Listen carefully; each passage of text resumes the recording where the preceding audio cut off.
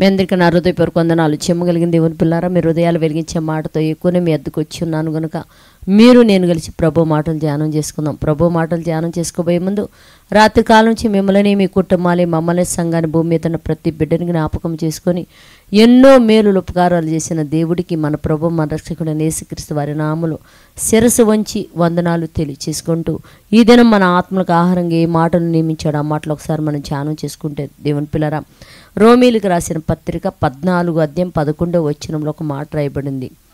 నా తోడని ప్రతి మోకాలు నా ఎదుట వంగును, ప్రతి నాలుకయు దేవుని స్తుతించునని ప్రభు చెప్పుచున్నాడు. యేసుక్రీస్తు వారు ఏం చెప్తున్నాడంటే, నా తోడు ప్రతి మోకాలు నా ఎదుట వంగును అంటే యేసుక్రీస్తు వారి నామములనంట మన మోకాలు వంగి అంట తండ్రి అయిన దేవుణ్ణి ప్రతి నాలుక స్తుతించాలని దేవుడు కోరికాడంటే, భూమి మీద బ్రతుకుతున్న ఏ వ్యక్తి కూడా వ్యతిరేకముగా మాట్లాడకుండా యేసుక్రీస్తు వారి నామములో తండ్రి అయిన దేవుణ్ణి అంట స్తుతించాలంట. అంటే యేసుక్రీస్తు వారి నామములో మోకాళ్ళ మీద కూర్చొని పరలోకమందున్న దేవుడు స్తుతించాలని చెప్పేసి దేవుడు కోరుకుంటాడన్నాడు. దేవుని పిల్లల ప్రభు మనతో చెప్తున్నాడు యేసయ్య. కనుక భూమి మీద ఉన్న పిల్లలందరూ కూడా యేసుక్రీస్తు వారిని విశ్వసించి ఆయన నామం ఎదుట మోకాళ్ళు ఊని పరలోకమందున్న దేవుని స్తుతించే వారిగా మారిపోవాలని ప్రార్థన చేద్దాం.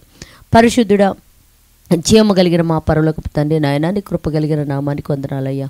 యేసుక్రీస్తును సొంత రక్షకుడుగా అంగీకరించిన తండ్రి నైనా, యేసు నామములో మేము నైనా మోకాళ్ళు ఊని భూమి మీద ఉన్న ప్రతి బిడ్డ నిన్ను తిడుతున్నవారు, అవమానపరుస్తున్నవారు, నీ బిడ్డలను కొడుతున్న వారందరూ హృదయాలు మీరు మార్చినైనా యేసుక్రీస్తు వారి నామములో వారి మోకాళ్ళు వంగి నిన్ను స్తుతించే భాగ్యం భూమి మీద ఉన్న ప్రతి బిడ్డకు అనుగ్రహించి రక్షణ కూడా కలుగు చేయమని మా రక్షకుడు నీ కుమారుడైన యేసు పరిశుద్ధ నామములో ప్రార్థన అడుగుతున్నాం తండ్రి, ఆమెన్.